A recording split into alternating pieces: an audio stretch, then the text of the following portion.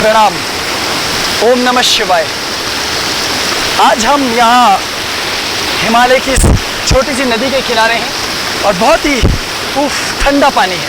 हालांकि मौसम गर्मियों का है पर फिर पानी बहुत ठंडा है, बहुत ठंडा। और मेरे पास यहाँ माइक्रोफोन लगा है जिसको मैंने भिगा दिया। खैर, आप इस झरने का आनंद ले सकते हैं मेरे साथ। वो देखिए कितनी तेज़ी से ये पानी बह रहा है और यहाँ मैं इस पत्थर के ऊपर बैठा हूँ, इसलिए इतना ऊपर हूँ, वरना ये इतना गहरा है आगे कि इसमें मेरे जैसे 3 आदमी तो डूब ही सकते हैं आसानी से। आज मैं आपको यहाँ से स्नान का आनंद लेते हुए कुछ खास बातें बताने वाला हूँ और उसमें से एक ही प्रमुख बात है, बिंदु है, उसे कहते हैं स्थिरता। साधक की साधना में यदि स्थिरता नहीं है तो उसके जीवन में सफलता आ ही नहीं सकती। वो चाहे जितनी मर्जी कोशिशें कर ले, जितने मर्जी प्रयास कर ले, उसके तमाम प्रयास निष्फल हो जाते हैं।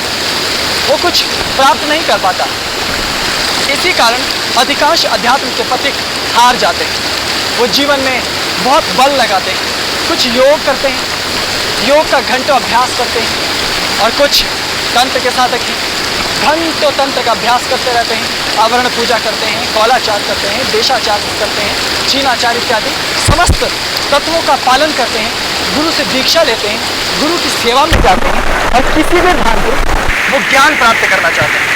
लेकिन इतनी सहजता और सरलता से उनको ज्ञान प्राप्त नहीं होता और वो न तो सिद्धि प्राप्त कर पाते हैं और न ही आत्मतृप्ति प्राप्त कर पाते हैं। उनके जीवन में केवल शब्द चातुर्य और वाक् पटुता के अतिरिक्त कोई तत्व होता ही नहीं।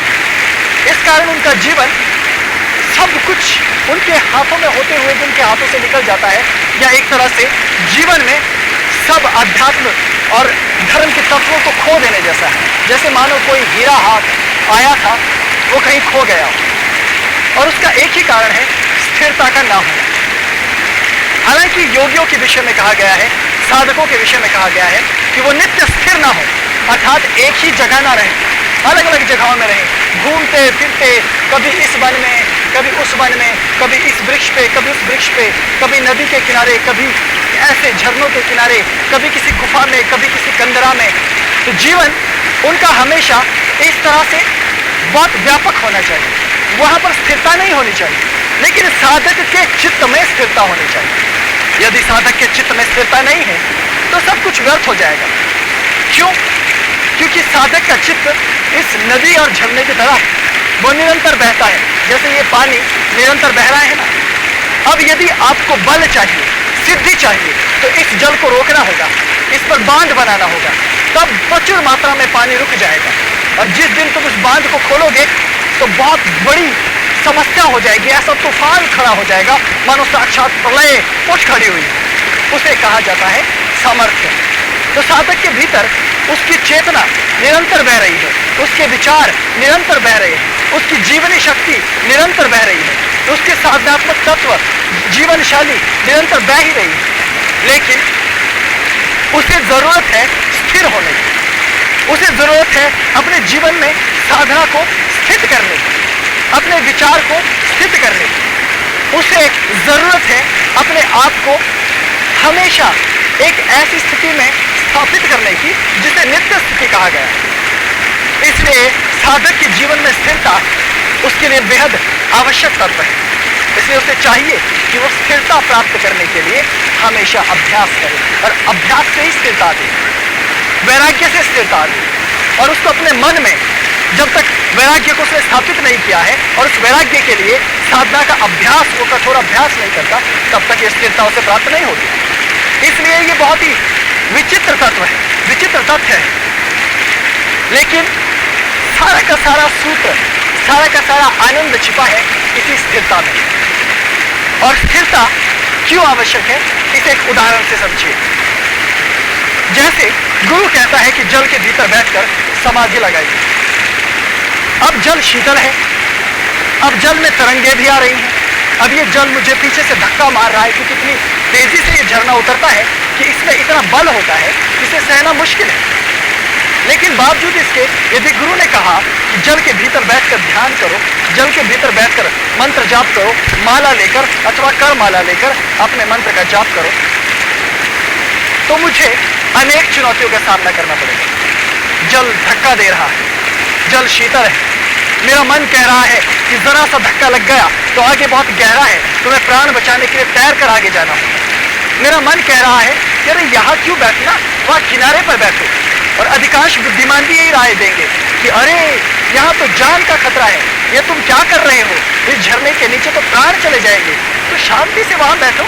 योग का अर्थ है ऐसी अवस्था में रहना जहाँ कष्ट ना हो, सुख और दुख समान हो, जहाँ कोई पीड़ा ना हो, लेकिन स्थिर चित्त साधक अपनी परीक्षा लेने के लिए और गुरु अपने स्थिर चित्त साधक की परीक्षा लेने के लिए, उसे तैयार करने के लिए, उसे बनाने के लिए ऐसे स्थलों पर साधक को भेजता है। और ऐसे स्थान पर बैठकर साधक मंत्र जाप करता है। ऐसे स्थान पर बैठकर साधक अपने मन की परीक्षा लेता है कि कहीं मन के भीतर भय तो नहीं, कहीं मन डरता तो नहीं, कहीं मृत्यु का भय हमारे ऊपर इतना हावी तो नहीं कि हम हमेशा डरे हुए रहें इस झरने के नीचे रहने से। तो इसलिए स्थिरता का तात्पर्य है कि आप ऐसी मनोदशा और मनोभाव को प्राप्त कर लें जहां आप इन सारी बातों से ऊपर उठ जाएं। और स्थिरता का एक और तात्पर्य भी है। लोगों को लगता है कि अगर एक गुरु के सानिध्य में उन्हें शीघ्र 1 साल, 10 साल, एक जीवन में या 2 जीवन में या 5 जन्मों में कुछ प्राप्त नहीं हुआ तो कुछ प्राप्त होगा भी नहीं। और यही विचार उनके मन में स्थिरता नहीं आने देता। जबकि सत्यता यह है कि यदि साधक गुरु वचन पर स्थित रहे तो अवश्य उसे प्राप्ति होगी। भगवान श्री कृष्ण ने कहा है कि हे अर्जुन, अपने धर्म में ही योगी को स्थित रहना चाहिए, तभी वो प्राप्ति कर पाता है। ठीक उसी प्रकार एक योगी अगर अपने आत्मनिरीक्षण करने के लिए तैयार ना हो, एक भक्त अपने गुरु के प्रदत्त मार्ग पर चलने के लिए तैयार ना हो, एक भक्त अपनी परीक्षा देने के लिए तैयार ना हो, तो प्रकृति उसे कुछ देने वाली नहीं, तो उसे ये सुख नहीं मिलने वाला जो मेरे नागराज को मिल रहा है स्नान करने से। बहुत ठंड है, पर क्या करूं, नहाना तो पड़ेगा ही। आहा, अति सुंदर।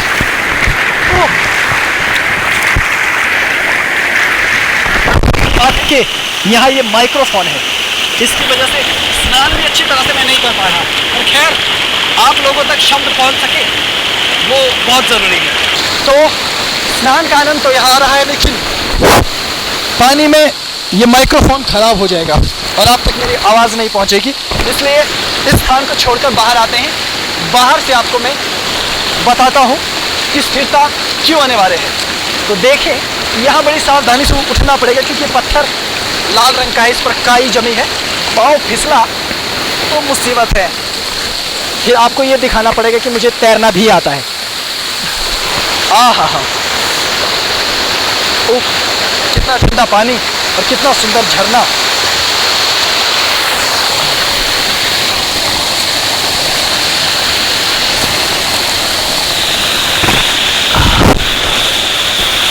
आहा, बहुत सुंदर, कितना ठंडा पानी। और हिमालय की तो बात ही कुछ और।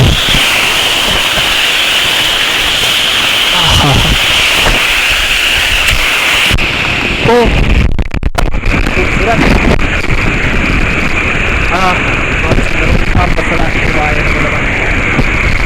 महाकालाय विकर्तनाय वायधनाय। तो खैर मुझे पत्थर मिले, ऊपर से आता है। अवस्था की बात है, हिमालय पे पता नहीं कितनी झीलें तैर कर पार की है, लेकिन यहाँ तैरना मुश्किल है कि कहीं अचानक से देखिए इसमें ऊपर पत्थर है और कहीं एकदम से गहरा, तो ऐसे में घुटनों पे चोट लग जाती है और माथों पे भी, अगर डुबकी मारी आपने गलती से भी तो एक दिक्कत है। अन्यथा अगर तैरने में जगह हो, ये तो कोई बड़ी जगह नहीं है कभी। खैर फिर भी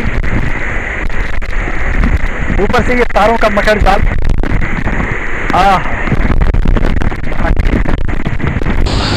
तो हम इस झरने का आनंद ले रहे हैं। तो मैं आपको बता रहा हूँ कि जीवन में स्थिरता का महत्व है। ये भौतिक जीवन में भी बराबर है और आध्यात्मिक जीवन में भी। मान लीजिए आज आप कोई व्यापार शुरू करते हैं और आपको लगता है कि 1 सप्ताह के अंदर त्वरित परिणाम आने चाहिए और नहीं आए, और फिर आपने सोचा कि सार्थक परिणाम तो नहीं आए, तो आपने इसलिए उस व्यापार को बदल दिया, आप कोई दूसरा व्यापार करने लग गए। फिर आपने पुनः व्यापार बदल दिया और तीसरा पकड़ लिया, चौथा पकड़ लिया।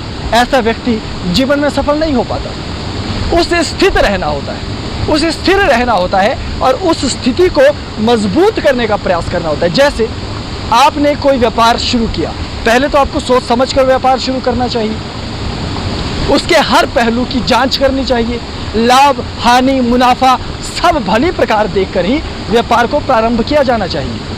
और जब वो प्रारंभ आपने कर दिया, उसके बाद फिर अगर आपको लाभ नहीं हो रहा है तो आपको तमाम उपाय करने चाहिए ताकि आपको लाभ मिल सके, आप उससे मुनाफा कमा सके। ठीक ऐसी ही साधना भी है, आध्यात्मिक जीवन शैली भी है। पहले तो आपको गुरु ढूंढना नहीं चाहिए या गुरु बनाना नहीं चाहिए। जब आप गुरु ढूंढने और बनाने निकलें, गुरु का चयन करने लगे या गुरु के सानिध्य में जाने लगे, तो तमाम गुरुओं को देखिए, उनकी अच्छी बुरी सब बातों को देखिए, हर तरह से ठोक बजा कर देखिए। और जब आपको कोई गुरु मिल गया और आपने उनको चुन लिया, तो फिर अन्यत्र फिर गति नहीं होनी चाहिए, फिर उसी गुरु पर स्थिरता रहनी चाहिए। फिर गुरु जैसा भी हो, आप उस गुरु के द्वारा ही, उनके प्रदत्त मार्ग के द्वारा ही अध्यात्म में आगे बढ़ने के तमाम प्रयास करें, तब आपको अवश्य सफलता मिलेगी। ठीक यही स्थिरता अध्यात्म के लिए बहुत ज़रूरी है। जब गुरु ने आपको कोई साधना दे दी है या कोई साधना करवा रहे हैं, तो आपको नियमित रूप से उसी साधना पर स्थित रहना होगा, क्योंकि यदि जरा भी मन माना आचरण आपने किया ना, तो फिर आपकी साधना आगे नहीं बढ़ पाता। और ये हमारी आत्मानुभूति है।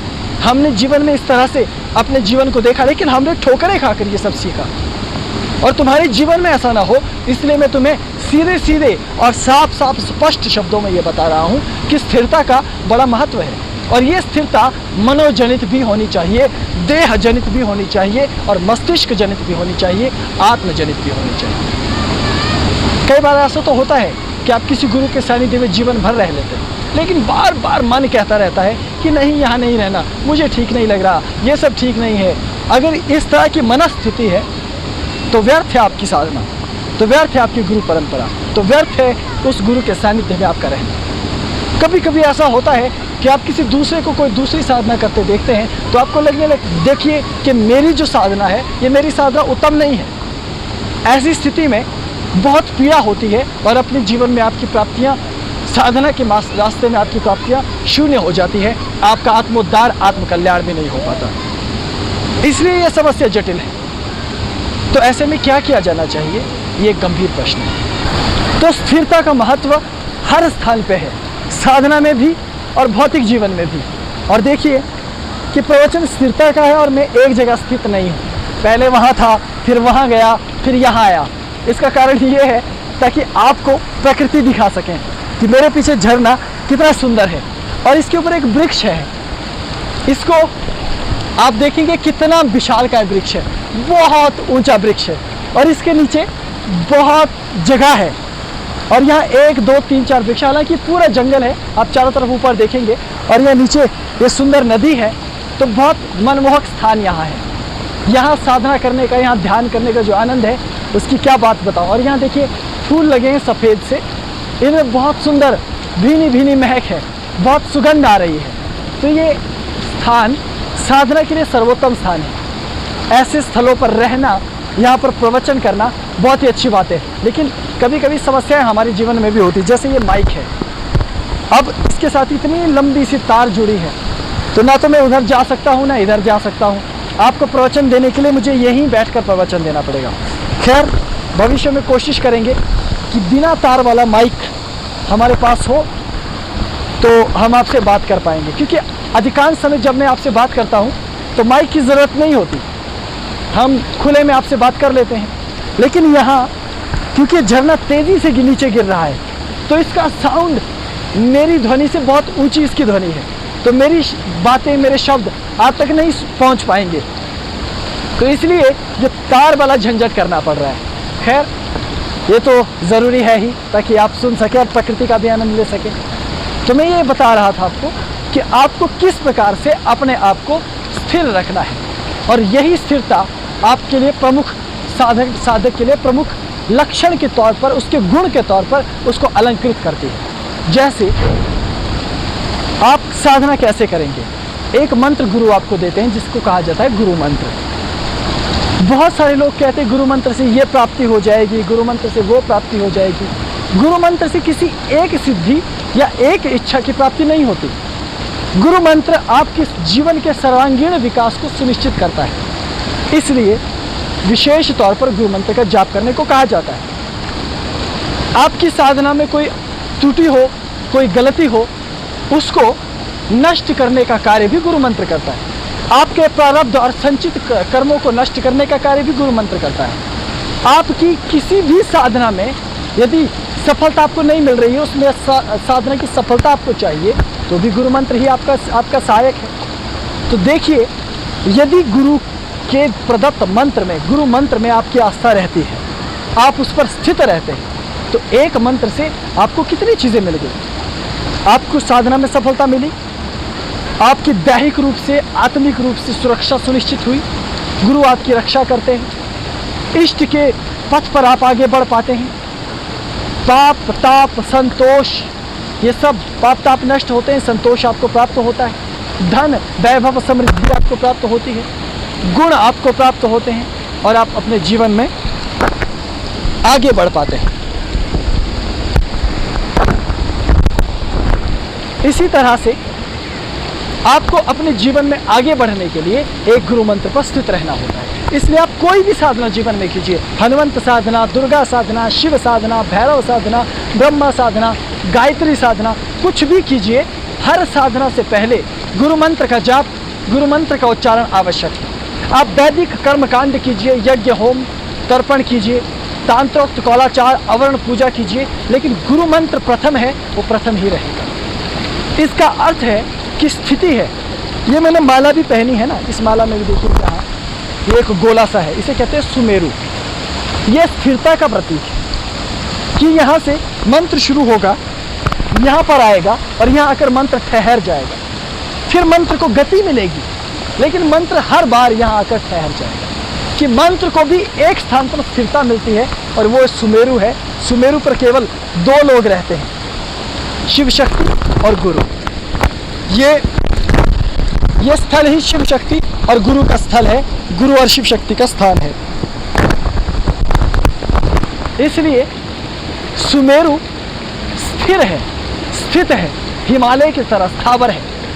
इसीलिए आपको जीवन में प्रेरणा लेनी होती है माला के सुमेरु से, इसलिए सुमेरु बनाया जाता है। तो बात वैसे तो बहुत छोटी सी है कि आपको स्थित रहना है, स्थिर रहना है, लेकिन हम स्थिर नहीं रह पाते। होता क्या है कि गुरु के प्रति आपकी आस्था डावाडोल होती है। मान लीजिए आप गुरु के पास साल भर नहीं जा पाए, मान लीजिए गुरु इतने व्यस्त रहे कि आपसे बात नहीं कर पाए, मान लीजिए आपके मार्गदर्शक आपके साथ साथ नहीं रह पाते हैं, या उनकी अपनी साधनात्मक मनोदशा के कारण वो किसी अजीबोगरीब मनोदशा में रहते हैं, तो आपको लगता है कि सब कुछ उल्टा हो रहा है। याद रखना, जो वास्तविक गुरु है या वास्तविक संत है, वो कभी कभी क्या करेगा, तुम्हें डांटेगा, फटकारेगा, कभी अचानक तुम्हें बहुत प्रेम और स्नेह करेगा, कभी तुमसे घंटों बात करेगा, तो कभी तुमसे घंटों क्या, दिनों सालों बात ही नहीं करेगा। इसे अवधूत अवस्था कहा जाता है, जब व्यक्ति सब कुछ छोड़ छाड़ देता है।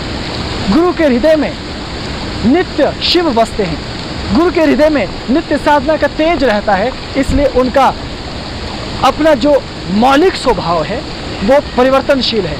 इसलिए वो कभी परमात्मा को याद करके भाव विभोर होकर रोने लगते हैं, और कभी अत्यंत क्रोध में आकर वीर भाव में स्थित हो जाते हैं। कभी नदी के किनारे घंटों बैठेंगे, तो कभी पर्वत के शिखर पर घंटों बैठेंगे, कभी तुमसे बड़े स्नेह से प्रेम करके गले से लगा लेंगे, कभी दंड उठाकर मारकर तुम्हें वहाँ से भगा देंगे।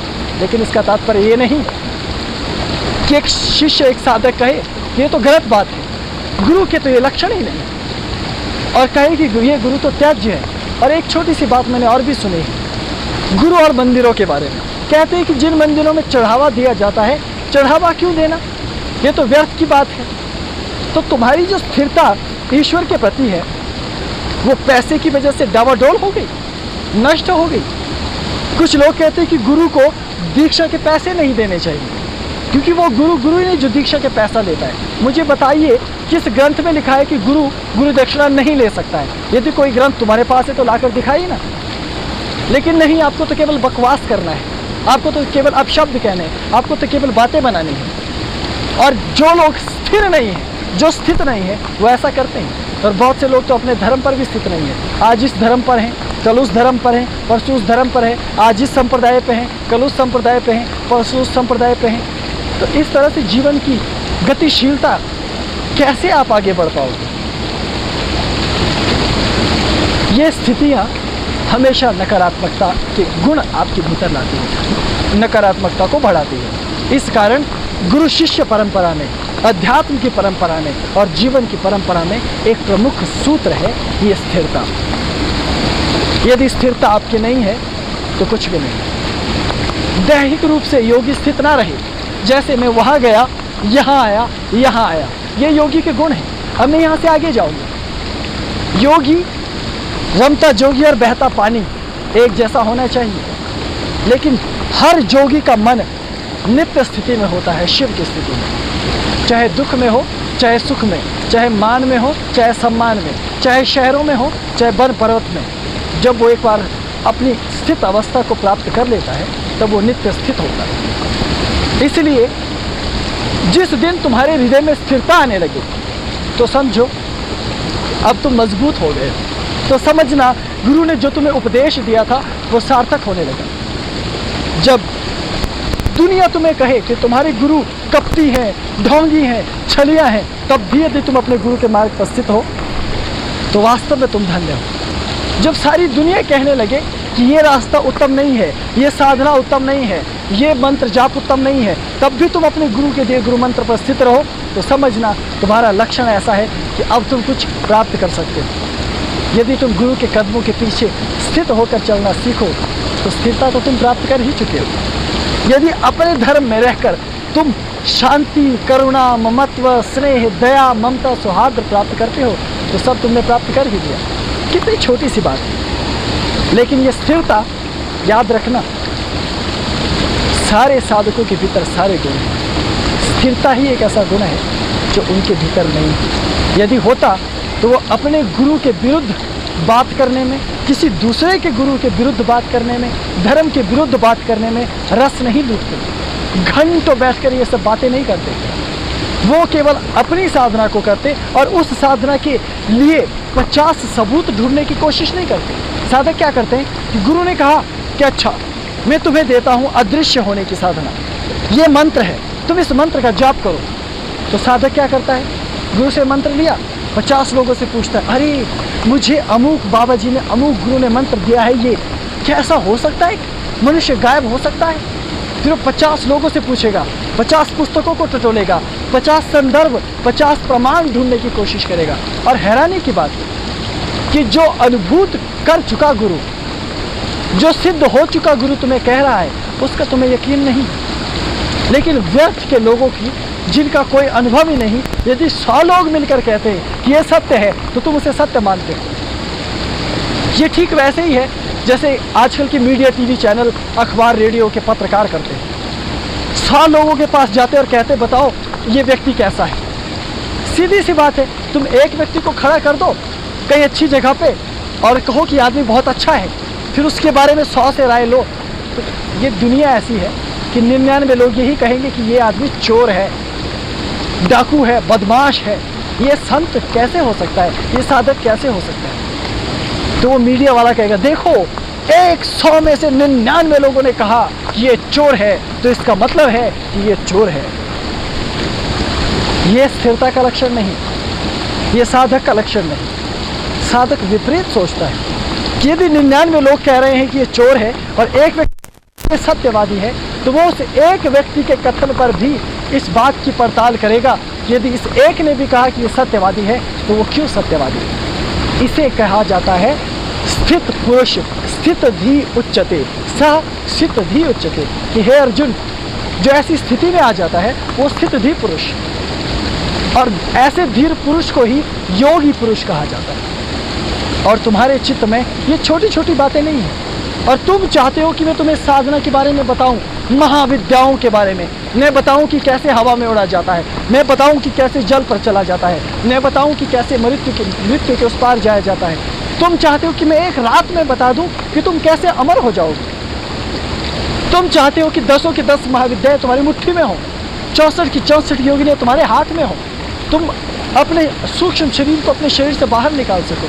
अरे छोड़ो, ये सब मजाक की बातें हैं। जब तक तुम्हारे भीतर ये छोटी छोटी बातें नहीं हैं, तब तक साधना के बारे में बात मत करना, क्योंकि तब तक ये सारी चीज़ें बकवास हैं जो तुम करने वाले हो या तुम बताने वाले हो। क्योंकि मैं ये जानता हूँ अच्छी तरह से कि कुछ भी हो, तुम्हें तो बस अपमान करना है धर्म का, साधना का, गुरु का। क्योंकि अगर तुम अपने गुरु पर स्थित नहीं रहे तो गुरु का अपमान होगा, धर्म पर स्थित नहीं रहे तो धर्म का अपमान होगा, साधना पर स्थिर नहीं रहे तो साधना का अपमान होगा। तो स्थिरता जीवन में है ही नहीं, तो फिर मैं क्यों उपदेश देता रहता हूँ, क्यों समझाता रहता हूँ? वो भी इसलिए कि शायद स्थिरता आ जाए। आज मैंने तुम्हें कोई बहुत बड़ा गूढ़ सूत्र नहीं दिया, कोई बहुत प्रपंच करके समझाया नहीं, सीधे सीधे बात कही है। अब समझना तुम्हें है। अगर स्थिरता आ जाएगी तो देखो, मंत्र जो कीलित हैं वो तुम्हारे लिए स्वतः उत्कीलित हो जाएंगे। मंत्र जो लोप हो चुके हैं, उनकी प्राण शक्ति, जिसको प्राणश चेतना कहते हैं, वो स्वतः जागृत होने लगेगी। इसीलिए जो स्थित योगी है, जो स्थिर योगी है, वो नित्य प्रसन्न है, नित्य सुख में है, नित्य आनंद में है। तुम भी आनंद प्राप्त कर सको, सुख प्राप्त कर सको, यही कामना है। झरने का आनंद लो और मुझे अब जाने दो। मेरे वस्त्र मेरी प्रतीक्षा कर रहे हैं। ओम नमः शिवाय, प्रणाम।